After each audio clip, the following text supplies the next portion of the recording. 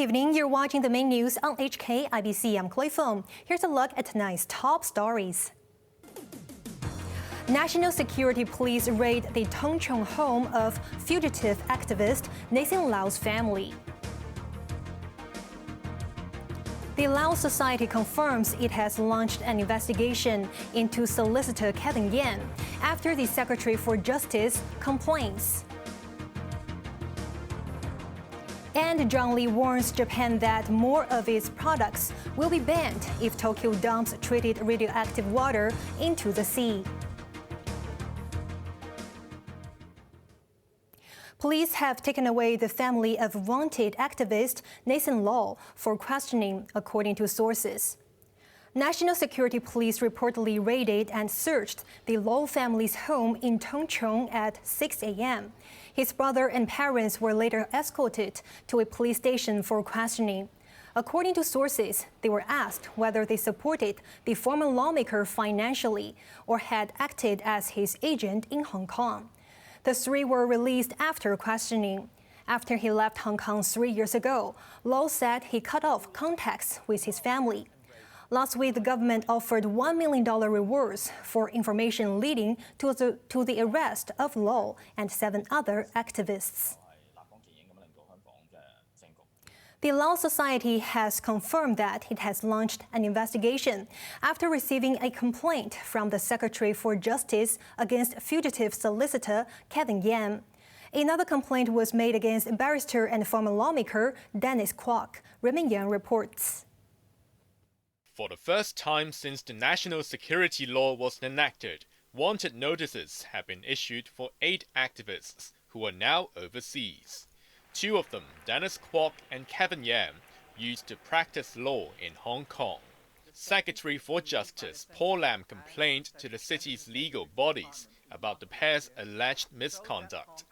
According to the complaint, Kwok and Yam had smeared Hong Kong's judicial system, slandered judges and prosecutors, and advocated sanctions against China and the SAR. Lam accused Kwok and Yam of bringing the legal profession into disrepute and undermined public confidence in the rule of law.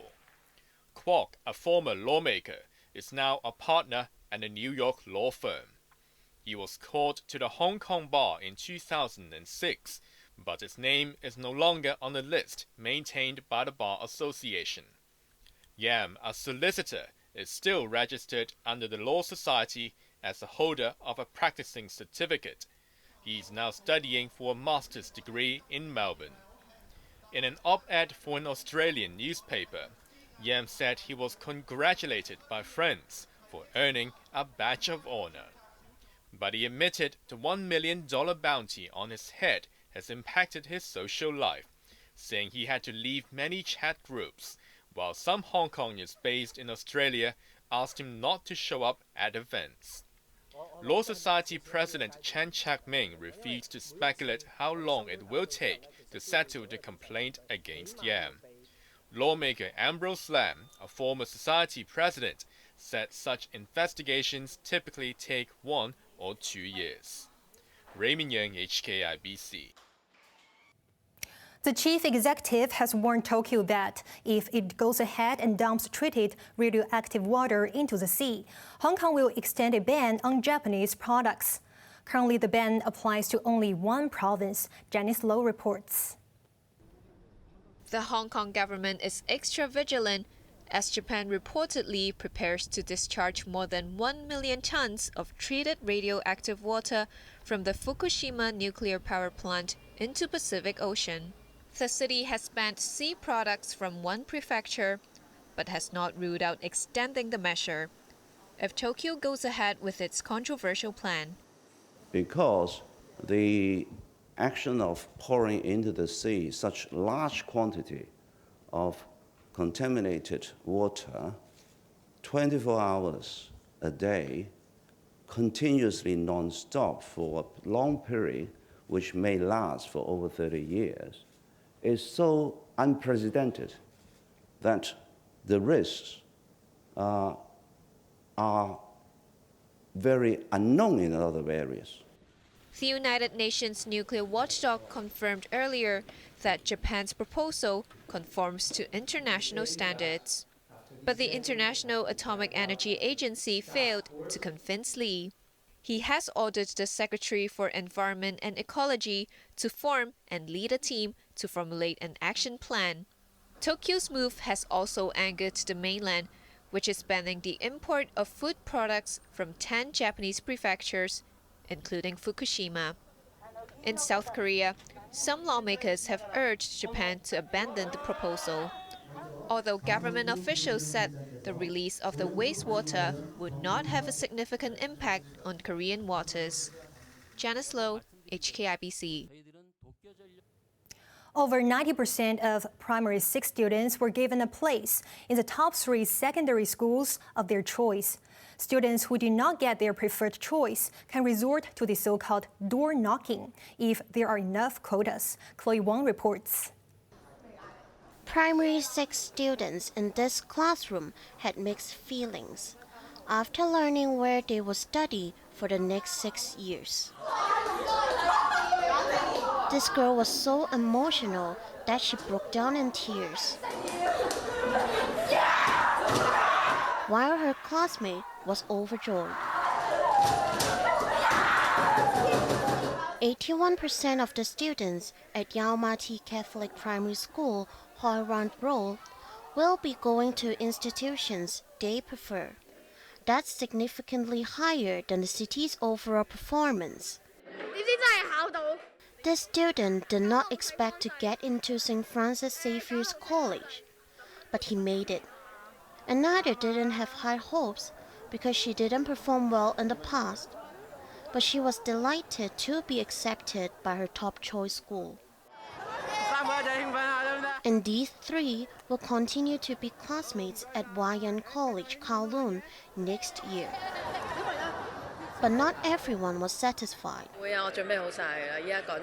This mother was prepared to go knocking on the doors of other schools because her daughter didn't have a good result. The Education Bureau has announced that there will be fewer places in so-called door-knocking schools. But Polly Chen, the school's principal, advised parents not to worry, as the available school places exceed the number of students because of a drop in the city's population. Students must register at their allocated secondary schools on Thursday or Friday, or they will lose their slot. Chloe Wong, HKIBC. A court in London has heard that a son-in-law of Hong Kong's last governor, Chris Patten, was the driver of a getaway car following a shooting in a packed restaurant. Elton Charles, who is married to Patton's daughter, Laura, is accused of taking part in a plot to sow the fear of violence towards those connected with the PBK Indian restaurant in September last year. Police say they have surveillance footage showing a hooded man firing a bullet from a sawn-off shotgun into the restaurant window. The trial is expected to last several weeks. NATO leaders are meeting in Lithuania for a summit that could shape the direction of the war in Ukraine and the future of the Western Defense Alliance. Sweden's membership is expected to be finalized, but some members are reluctant to fast-track Kyiv joining in fear of Russia retaliation. Azam Khan reports. U.S. President Joe Biden was among the Western leaders greeted by NATO summit host President Gitanas Nausėda in the Lithuanian capital, Vilnius. The 2-day gathering is being attended by NATO members, including French President Emmanuel Macron, who confirmed that Paris will soon deliver new deep strike missiles to Kyiv. 3 other Western allies were also present. Japanese Prime Minister Fumio Kishida, his Australian counterpart Anthony Albanese, and South Korean President Yoon Suk-yeol. Yoon said the security in the Atlantic cannot be separated by the security in the Indo-Pacific region, a tense region where the United States is trying to contain China. NATO chief Jens Stoltenberg said Moscow went to war because he wanted a smaller NATO, but instead the alliance has expanded. He said Ukraine's potential membership is a foregone conclusion, but stopped short of giving specific dates. Unless we ensure that Ukraine wins this war, unless we ensure that Ukraine prevails as a sovereign independent nation, there is no membership issue to be discussed. So we have to understand the timelines, the tasks, and the first and the most imminent task is to ensure that Ukraine prevails and President Putin does not win this war.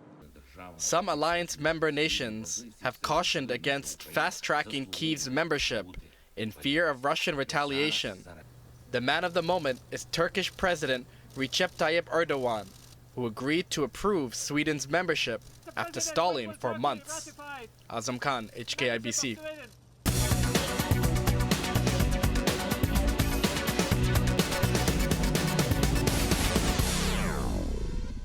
China's liquidity support for cash-strapped property developers has boosted the Hong Kong market for a second straight day. The Hang Seng Index closed up 1% as sentiment picked up after Beijing extended loan maturities for distressed onshore developers by a year. Property shares shot up before reversing course on concerns that the measures were not strong enough. Country Garden closed down 1.3%, while China Overseas lost 1.2%. With the summer holidays looming, investors went for travel-related stocks. MGM China was up 5.2% as Wynn Macau 4.9%. China's 35% annual growth in electric vehicle sales last month gave the sector a boost, with NIO surging nearly 12%. And now let's take a look at the markets. The Hang Seng Index closed up 180 points. Top 10 active stocks tracker found up 16 points. Alibaba up $1.75. Tencent up $5. CCB down 2 cents. Meituan up 90 cents. And BYD Company up $7.20.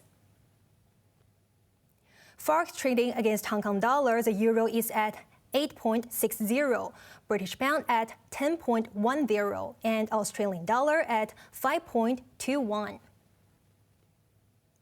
Moving on to the UK market, the London FTSE is currently down 19 points. Gaming revenue in Macau is set to jump threefold this year, in line with the government's prediction, which some said was too ambitious.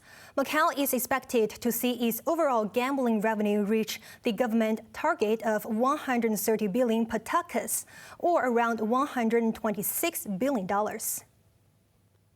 When the Macau government first predicted that this year the GGR will be like 130 billion MOP, a lot of people said, can we achieve it? After 6 months, we are already 80 billion. So I believe we should be able to achieve the government's projection and probably exceed it, and hopefully will.